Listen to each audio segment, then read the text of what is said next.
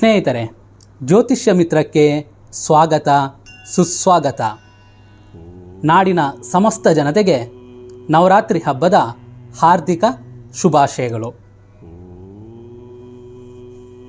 ಇಂದಿನ ವಿಡಿಯೋದಲ್ಲಿ ನವರಾತ್ರಿಯ ಮೊದಲನೇ ದಿನ ದುರ್ಗಾದೇವಿಯ ಯಾವ ಸ್ವರೂಪವನ್ನು ಆರಾಧನೆ ಮಾಡಬೇಕು ಎಂಬುದನ್ನು ತಿಳಿದುಕೊಳ್ಳೋಣ. ಆಶ್ವಯುಜ ಮಾಸದ ಶುಕ್ಲ ಪಾಡ್ಯದಿಂದ ನವಮಿಯವರೆಗೆ 9 ದಿನಗಳ ಕಾಲ ಆಚರಿಸುವ ಹಬ್ಬವೇ ನವರಾತ್ರಿ. ನವರಾತ್ರಿಯ ಈ ದಿನಗಳಲ್ಲಿ ದೇವಿಯನ್ನು ಬೇರೆ ಬೇರೆ ರೂಪ ನಾಮಗಳಲ್ಲಿ ಆರಾಧಿಸಲಾಗುತ್ತದೆ. ನವರಾತ್ರಿಯ ಮೊದಲ ದಿನ ಶೈಲಪುತ್ರಿಯನ್ನು ಪೂಜಿಸಲಾಗುತ್ತದೆ. ಶ್ವೇತ ವಸ್ತ್ರಧಾರಿಯಾಗಿರುವ ಶೈಲಪುತ್ರಿಯು ಮಲ್ಲಿಗೆ ಪ್ರಿಯಳು.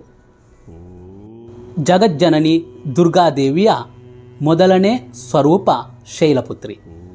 ಶೈಲ ಎಂದರೆ ಪರ್ವತ, ಪುತ್ರಿ ಎಂದರೆ ಮಗಳು ಎಂದರ್ಥ.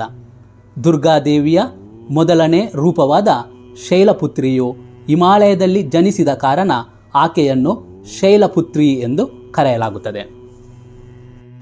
ದುರ್ಗಾದೇವಿಯ 9 ರೂಪಗಳು ತಮ್ಮದೇ ಆದ ವಾಹನವನ್ನು ಹೊಂದಿದ್ದು, ಶೈಲಪುತ್ರಿಯ ವಾಹನ ವೃಷಭ. ಶೈಲಪುತ್ರಿಯು ನವರಾತ್ರಿಯ ಮೊದಲ ದಿನ ವೃಷಭದ ಮೇಲೆ ಸವಾರಿ ಮಾಡಿಕೊಂಡು ಭೂಮಿಗೆ ಬರುತ್ತಾಳೆ ಎಂಬ ನಂಬಿಕೆ ಇದೆ. ಶೈಲಪುತ್ರಿಯು ಮನೋಕಾರಕನಾದ ಚಂದ್ರನನ್ನು ತನ್ನ ಮಸ್ತಿಷ್ಕದ ಮೇಲೆ ಧರಿಸಿದ್ದಾಳೆ. ತಮೋಗುಣದ ಸಂಕೇತವಾದ ತ್ರಿಶೂಲವನ್ನು ತನ್ನ ಬಲಗೈಯಲ್ಲಿ ಧಾರಣೆ ಮಾಡಿದ್ದಾಳೆ. ಶ್ವೇತವಸ್ತ್ರಧಾರಿಯಾಗಿರುವ ಶೈಲಪುತ್ರಿಯು ಮಲ್ಲಿಗೆ ಪ್ರಿಯಳು. ನವರಾತ್ರಿಯ ಪೂಜೆಯ ಸಂದರ್ಭದಲ್ಲಿ ಯೋಗ ಸಾಧಕರು ನವರಾತ್ರಿಯ ಮೊದಲ ದಿನ ಮೂಲಾಧಾರ ಚಕ್ರದ ಮೇಲೆ ಗಮನವಿಟ್ಟು ಧ್ಯಾನ ಮಾಡುತ್ತಾರೆ. ಆಧ್ಯಾತ್ಮ ಸಾಧನಾ ಕ್ರಮದಲ್ಲಿ ಇದು ಮೊದಲ ಹೆಜ್ಜೆ ಎಂದರೆ ತಪ್ಪಾಗಲಾರದು. ಯಾರ ಮನಸ್ಸು ಚಂಚಲ ಸ್ವಭಾವದಾಗಿರುತ್ತದೋ ಅಥವಾ ಯಾರು ಮನಸ್ಸಿನ ಮೇಲೆ ನಿಯಂತ್ರಣ ಸಾಧಿಸಲು ಬಯಸುತ್ತಾರೋ ಅಂಥವರು ಶೈಲಪುತ್ರಿಯ ಆರಾಧನೆಯನ್ನು ಮಾಡಬೇಕು.